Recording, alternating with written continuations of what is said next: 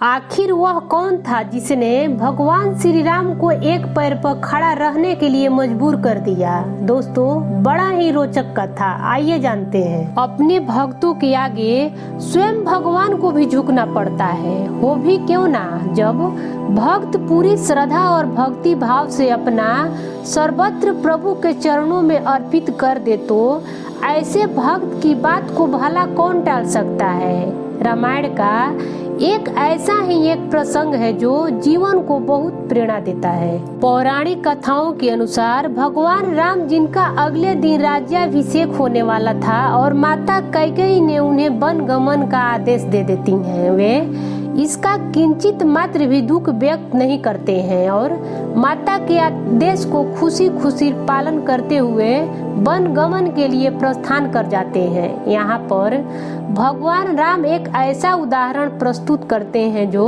व्यक्ति का महानता को प्रदर्शित करता है।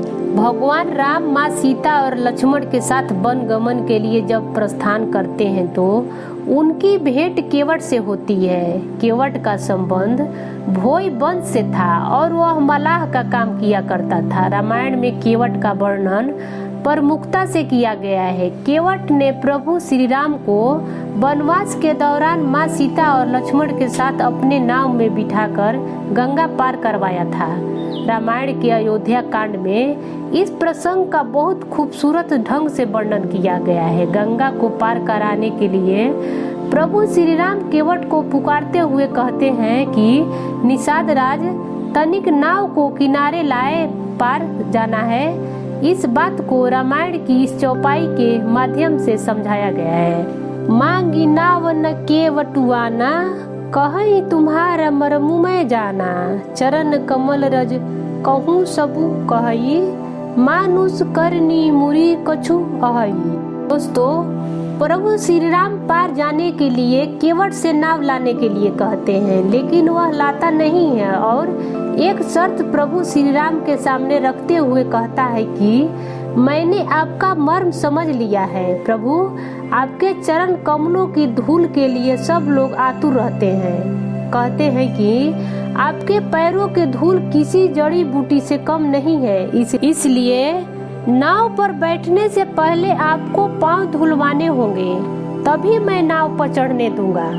इसी चरणन के स्पर्श से पत्थर भी सुंदर नारी बन गई थी। इसी चरण के जादू टोना से हमारी काठ की नैया न जाने क्या से क्या बन जाएगी और एक बार नैया मेरी गई तो मेरी तो जय गंगा मैया की हो जाएगी।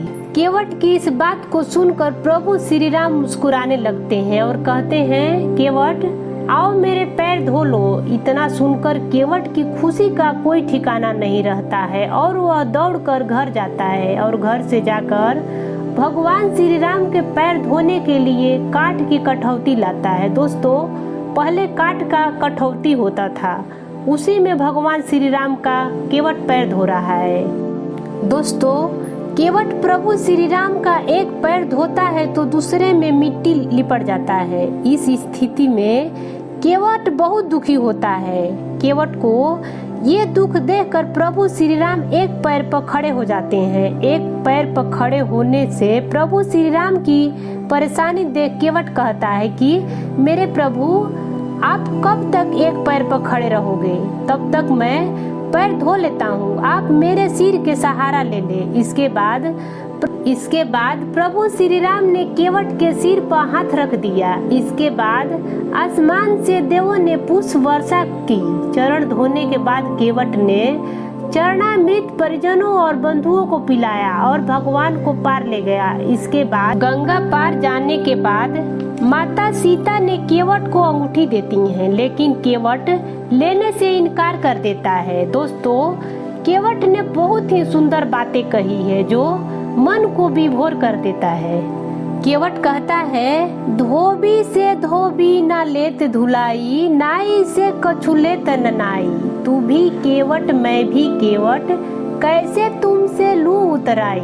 दोस्तों, केवट कहता है, कर दे मुहे भव पार प्रभु जब अइबो घाट में तेरे। दोस्तों, अगर केवट के ये बातें आपको अच्छी लगी हो तो कमेंट में जय श्री राम जरूर लिखें और पसंद आए तो लाइक करें। मेरे चैनल को सब्सक्राइब करना न भूलें। धन्यवाद।